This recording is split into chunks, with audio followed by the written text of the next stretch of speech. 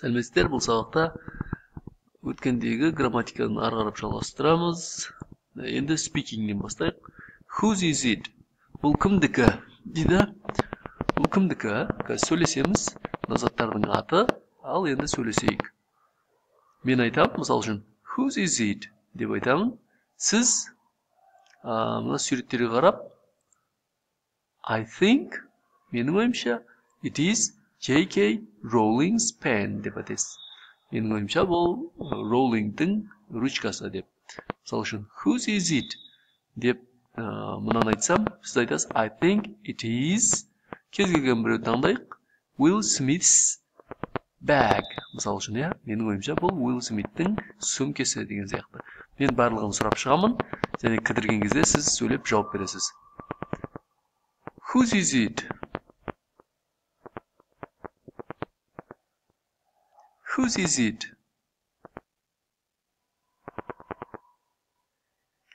Whose is it?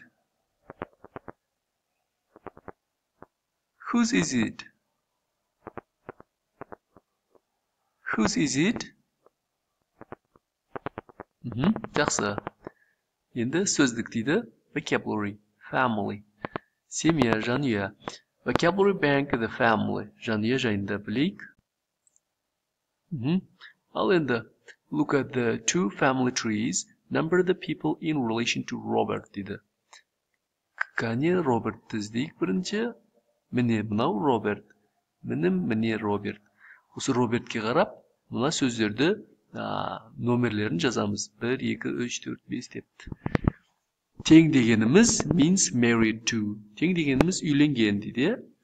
Ал енді пауза қоямыз дағыны. Мына жерге қайсысы болады, соны ойланыңыздар. 1, 2, 3 пауза. Енді тексереміз. Aunt, Роберттің несі? Апасы, туысқан әпшесі немесе. Ол міне Сандра. Brother, ағасы немесе Джеймс болады. Cousin, двоюродный туысқандар, братья, налар болу керек. Дэвид пен Ванесса. Father, әкесі Том. Grandfather, атасы Bill. Grandmother, апасы Мата. Mother, анасы Caroline. Sister, қарындасы немесе әпшесі Jill. Uncle, дядясы Alan болады. Келесі, енді мына суретке қараймыздағыны паузаға қойып, дәл жаңа жоғарыдағыдай қылып, сосын орындаңыздар. Мына сандарды мына жерге ойланасыздар қайда болатын. Жақсы, енді тексереміз. Daughter деген қызы Lucy. Nephew деген ер адам, туысқан баласы, двоюродный Peter. Niece қызға айтамыз, туысқан Deborah болады. Son, ұлы Harry. Wife, келіншегі, әйелі Anna болады. Түсінікті ғой, Jill мен Andrew деген жаңағы сіңлісі мен інісі еді. Жақсы, енді cover the words in pairs, ask and answer дейді. Мына сұрақты сұрап жауап беріңіз дейді. Who is Martha? Мысалы үшін, деп қараймыз, Марта кім? She is Robert's grandmother. Who is Martha? She is Robert's grandmother. Ол Роберттің апасы дедік, е? Who is Martha? Марта кім? She is Robert's grandmother. Ол Роберттің апасы. Who is Lucy? Lucy кім? She is Robert's daughter. Қызы, е? Осылай сөйлесейік. Мен сізден сұраймын, сіз жауап бересіз. Who is Alan?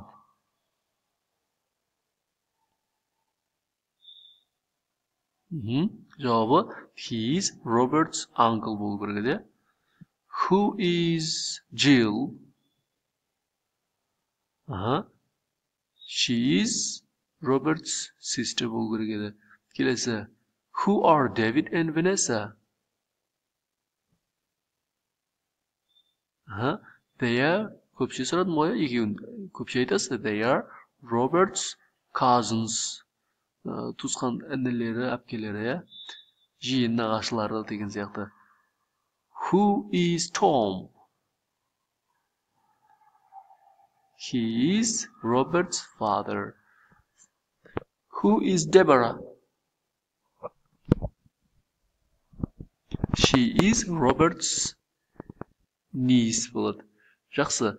Енді complete with children, grandparents, parents. How do you pronounce them дейді.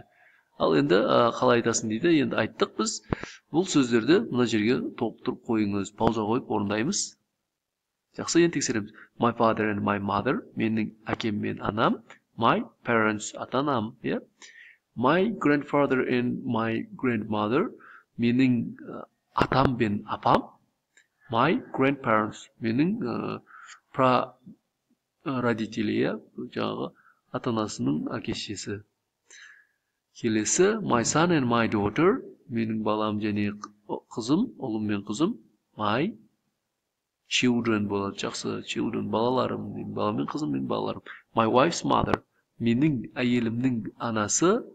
My mother-in-law. My mother-in-law дейміз. My husband's sister. Менің күйеуімнің сіңлісі. My sister-in-law. Осы сияқты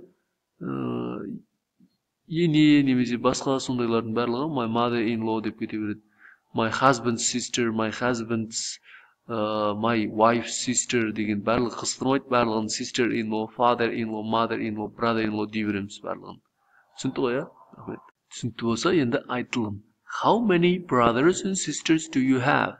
Сізде қанша аға немесе іні, әпке немесе қарындас, сіңлі деген сияқты бар деп сұраймын. Сізде қанша аға немесе әпше бар деп сұраймын.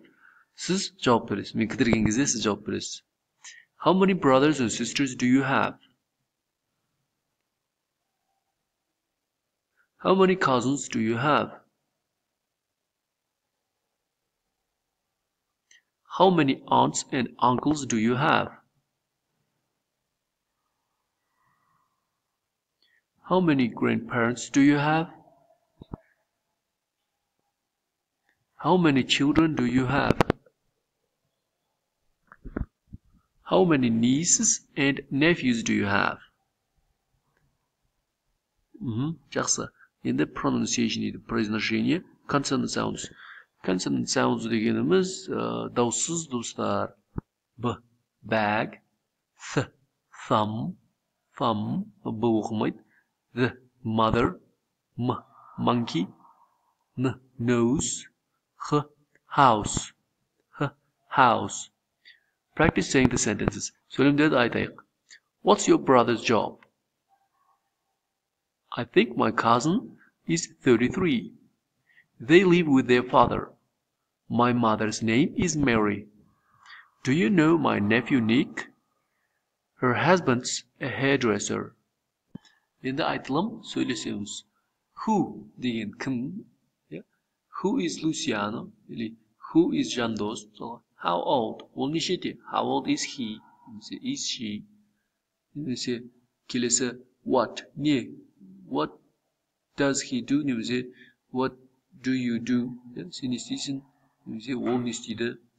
Кейін where do you live? Сен қайда тұрасың? Where does he live? Ол қайда тұрады деген сияқты. Енді мен мысалға былай сұраймын сізден.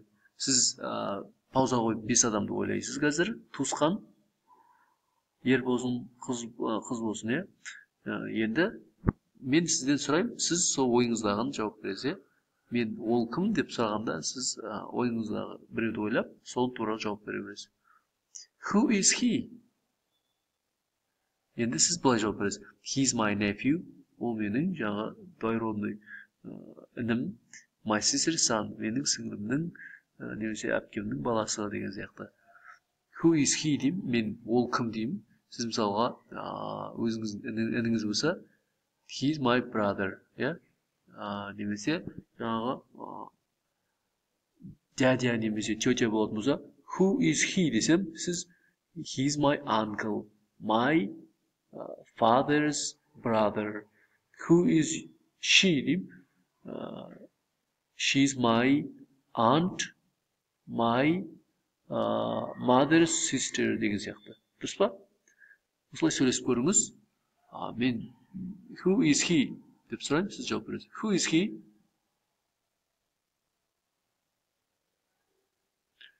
Who is she?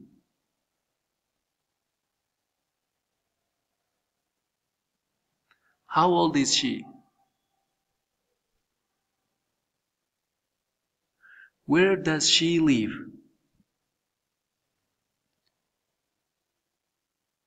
Who is he? How old is he? Where does he live? Жақсы. Келесі. Осымен сабақ аяқталды. Келесі сабақ кездескенше.